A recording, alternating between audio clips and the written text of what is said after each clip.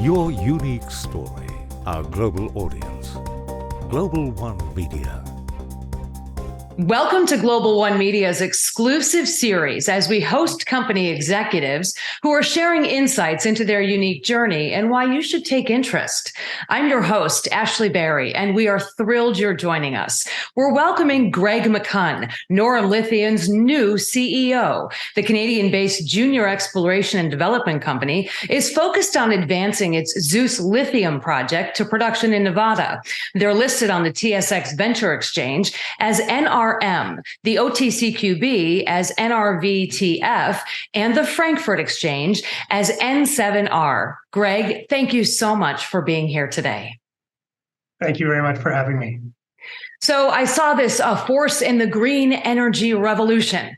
I really like that. Maybe you could tell us about Noram Lithium Group and what you focus on and what your unique capabilities are and how this all started. Fantastic. Yes, of course. So as you mentioned, Noram Lithium, we are an exploration and development company. We own the Zeus Lithium Project located in the Clayton Valley. That's about halfway between the cities of Reno and Las Vegas. And it is located uniquely adjacent to the only producing lithium mine in the United States. That's Albemarle's Silver Peak mine. It's a lithium brine operation. It's been in production for about 60 years. So the Zeus project, immediately adjacent to that, is unique in a way that it's a large-scale, high-grade lithium clay deposit situated immediately at surface, and so it has minimum to limited amount of overburden or waste that has to be stripped off to access the mineralization. Now, going back, the company acquired this project by staking the ground itself back in 2016, so we've owned it for the better part of 7 years now. And since that time, it's undertaken a significant amount of exploration work as well as some engineering. There were 6 phases of drilling that have been completed on the project and a preliminary economic assessment. So the PEA shows a very robust project. It's got tremendous margins, particularly at today's lithium carbonate prices, as you can imagine. It's got a manageable capital cost, and there's more than a 100-year mine life here. So a very unique and interesting project in a great part of the world to develop a mine. Absolutely. Everyone's saying lithium is so hot right now. What's the current resource estimate for the Zeus project? And maybe you can tell us about your exploration plans for this project and the potential there. Yes, for sure. So we recently updated the resources at Zeus after completing our 6th phase of drilling, which occurred late in 2022. And really, when we set out to do that drilling program, we had 2 main objectives. The first was to increase the confidence in our resource estimate by infill drilling in some of the places where we already had inferred resources and converting those over to a stronger, more confident category of measured and indicated.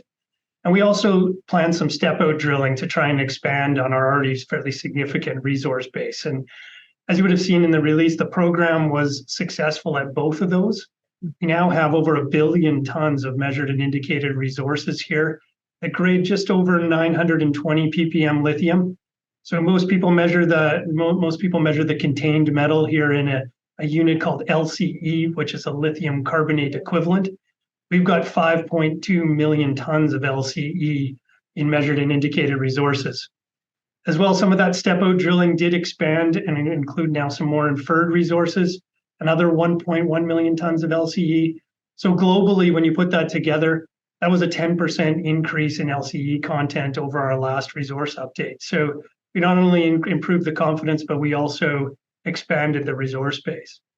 Now, on the exploration front, there is potential to keep growing this, but as I mentioned at the outset, we now have over 100-year mine life. So this is starting to become an esoterically large project already. So what we're really going to be focusing on going forward here is optimizing the plan for developing this project. And in particular, one of the unique features of Zeus is it has a high-grade core that's about around a 1 mile by 2 miles on surface, wide and long. And it's about, I'm thinking in metric units because I'm Canadian, we call it about 100 yards thick. And this high-grade zone is outcropping at surface with grades that are potentially about 30% higher than our average resource grade. So optimizing our mine plan, optimizing our metallurgical flow sheet, focusing on this high-grade core to deliver an even more robust and focused mine plan is really where our project lies in the coming year, certainly. catalyst for the stock. Yeah, absolutely. It sounds robust, and those numbers are incredibly impressive. Let's talk about some of the risks that you might expect to face as you move forward and your plan to succeed. Yes, of course. So there are, of course, with any mining project, there are some risks.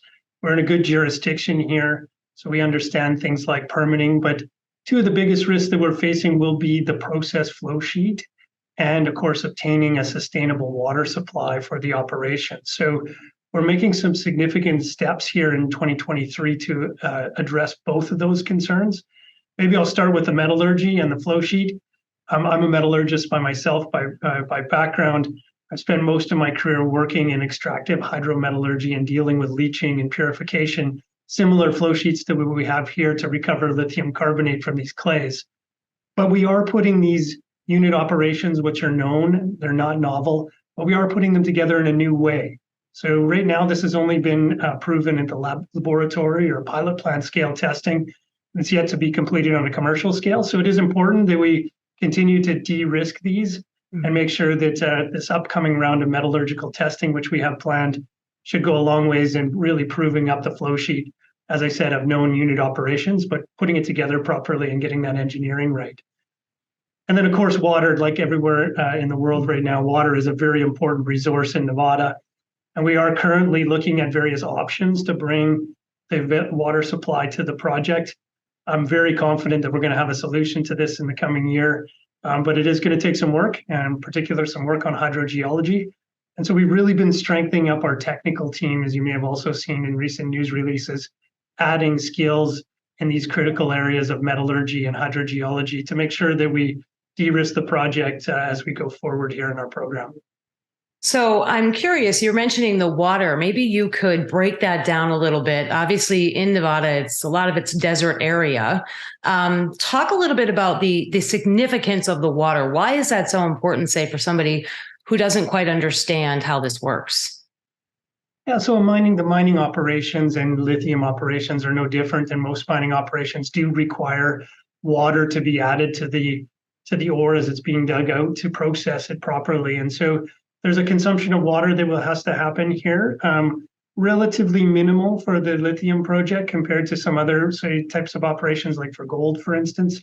Mm-hmm. But nonetheless, it is important. And so sourcing water here will come from either one of two sources, from the groundwater itself and the groundwater table.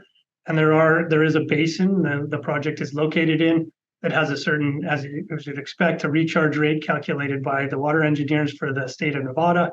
And just understanding and making sure that we're monitoring and how we have rights to acquire that groundwater and use it in the project.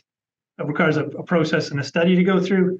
Alternatively, these clays do contain quite a bit of water, and we are looking at an efficient way of trying to recover and recycle water out of the clays to help maybe supply or augment some of the water that's required from the ground. So lots of interesting work to happen in the coming year.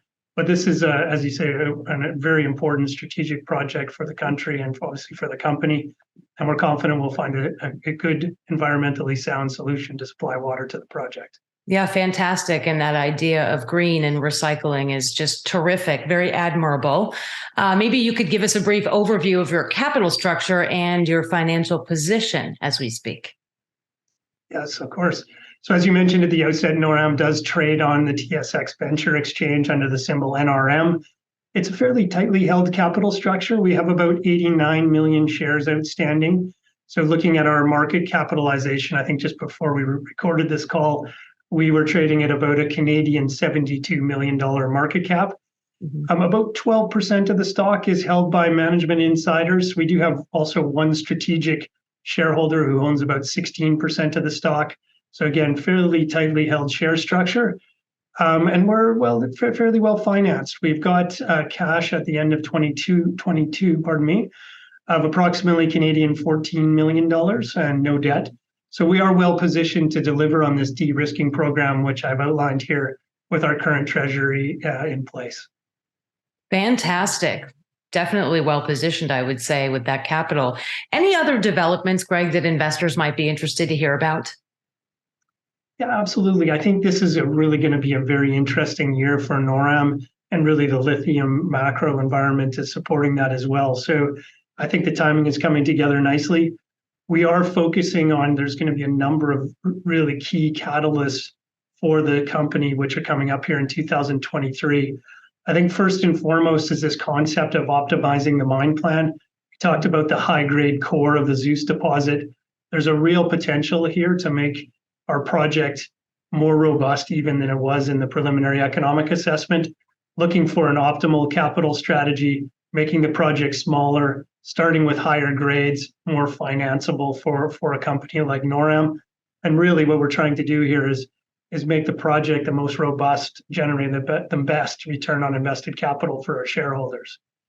As well, I think there's going to be some exciting news on the flow sheet as we de-risk the metallurgy. That's something that investors are keen at looking at. We've got some great people involved, some great ideas here, and our focus is going to be keeping things very simple. This doesn't need to be a complicated flow sheet.